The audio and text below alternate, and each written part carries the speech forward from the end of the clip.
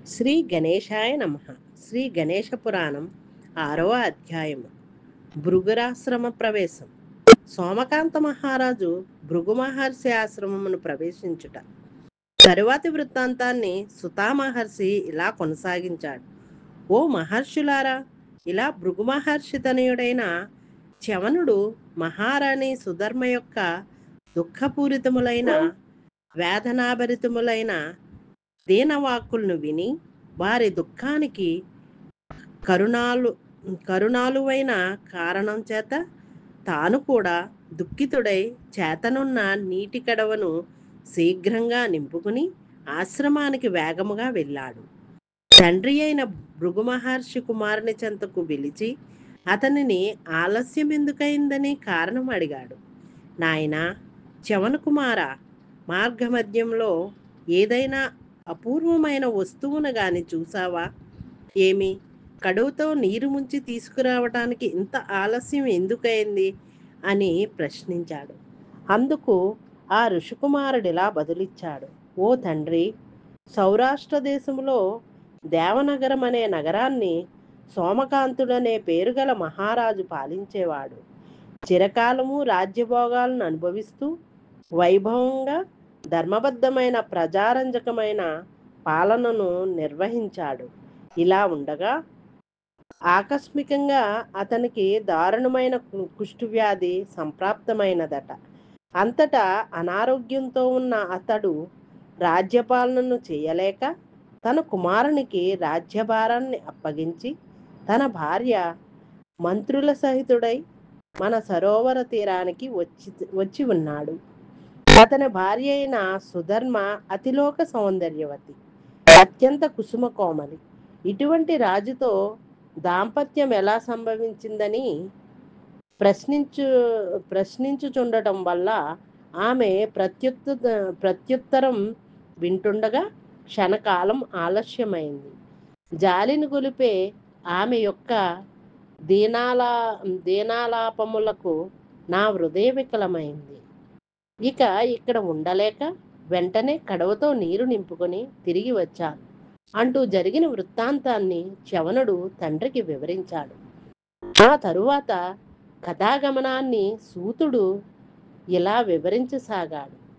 ఓ మహర్షులారా, ఈ రీతిగా తన కుమారుని వద్ద నుంచి సోమకాంత మహారాజు యొక్క వృత్తాంతాన్ని విన్న భృగు మహర్షి ఇలా అన్నాడు.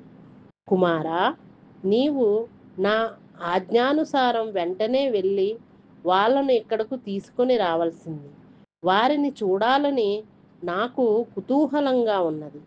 అలా రావడానికి వారికి వీలు కాకపోతే నేనే వారికి దర్శనమిస్తాను. తండ్రి ఆజ్ఞను అనుసరించి సుధర్మను రాజపరివారాన్ని వెంట తీసుకురావడానికై చవన కుమారుడు ఆ సరోవర తీరాన్ని చేరుకున్నాడు. అప్పటికి సుబల జ్ఞానగమ్యములనే మంత్రులు కూడా కందమూలములను సేకరించుకొని వచ్చారు. ఆ ఋషికుమారుడు రాజపత్ని అయిన సుధర్మ వద్దకు వెళ్ళి ఇలా అన్నాడు. ఓ సాధ్వి, మా తండ్రి గారైన భృగు మహర్షి మిమ్మల్ని అందరినీ తమ ఆశ్రమానికి రావాల్సినదిగా ఆహ్వానించారు. ఆ వాక్యం చెవిన పడగానే సుధర్మకు అమృతపానం చేత పోయిన ప్రాణం తిరిగి వచ్చినట్లయింది. అమితమైన సంతోషంతో భర్తతోనూ ఇరువురు మంత్రులతోనూ ఋషికుమారుని అనుసరించి వెంట నడిచి వెళ్ళింది. ఆ భృగు మహర్షి ఆశ్రమం అంతా వేదఘోషలతో ప్రతిధ్వనిస్తుంది. అనేక వృక్షాలతోనూ లతలతోనూ పక్షుల కిలకిల రావాలతో కూడి సుందరి మనోజ్ఞ దృశ్యంగా కనబడింది. అపూర్వమైన ఆ ఆశ్రమ వాతావరణంలో పరస్పరం శత్రుత్వం వహించే జంతువులు కూడా తమ స్వాభావికమైన శత్రుత్వాలను వీడి సంచరిస్తున్నాయి. మలయపవనాలు మందమందంగా ఆహ్లాదం గొలిపేవిగా వీస్తున్నాయి. అటువంటి ప్రశాంతమైన సుందరమైన పవిత్ర వాతావరణంలోకి ప్రవేశించి మధ్యందిన మార్తాండుడిలా వెలిగిపోతున్న ఆ భృగు మహర్షి సన్నిధానం చేరుకుని ఆ రాజదంపతులు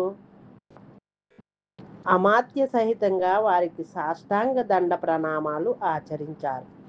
అప్పుడు రాజైన సోమకాంతుడు వినయంగా ఇలా అన్నాడు: ఓ ఋషివర్య, మీ దర్శన భాగ్యం చేత నేడు నా తపస్సు ధన్యమైంది.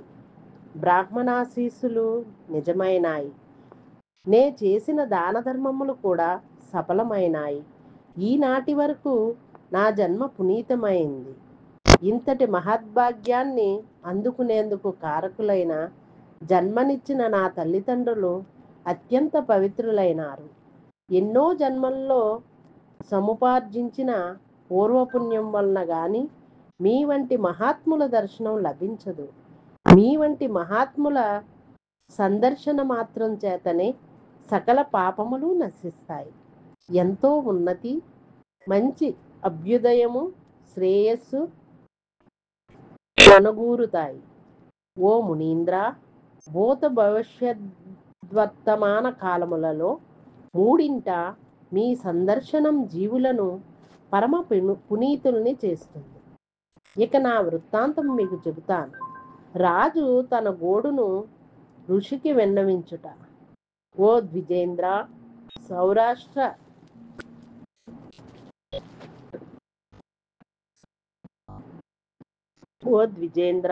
సౌరాష్ట్ర దేశంలోని దేవనగరానికి రాజైన చిరకాలం ధర్మ పరిపాలనం చేశాను. దేవ బ్రాహ్మణ పూజలతోనూ సాధువులను సత్పురుషులను ఉచిత రీతిన సత్కరిస్తూను పరిపాలిస్తుండగా ఏ జన్మంలో చేసిన పాపం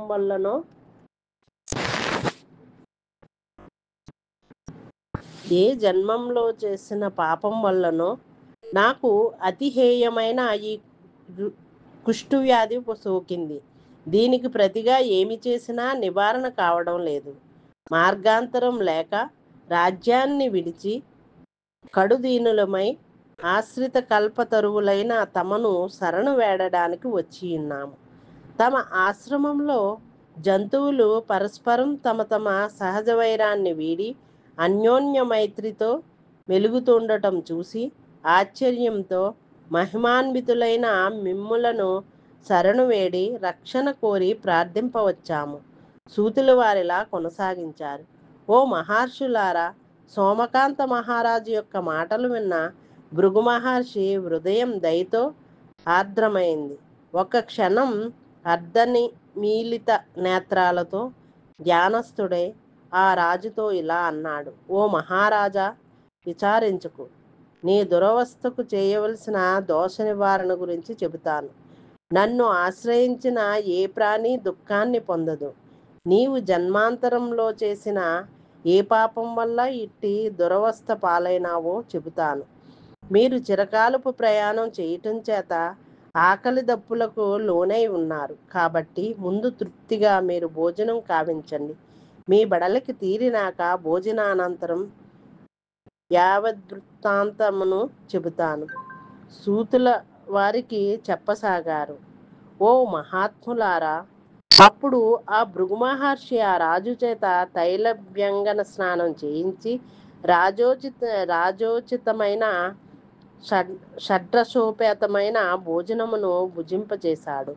అప్పుడు రాణి అయిన సుధర్మ మంత్రులిద్దరూ కూడా స్నానం ఆచరించి చక్కటి అలంకారాలను ధరించి ముని యొక్క ఆతిథ్యంలో సేద తీరి సమకూర్చబడిన మెత్తని ప్రక్కలపై వడలు మరచి నిదురించారు. ఇది శ్రీ గణేశ పురాణం ఉపాసనాఖండంలోని భృగురాశ్రమం ప్రవేశం అనే 6వ అధ్యాయం సంపూర్ణం.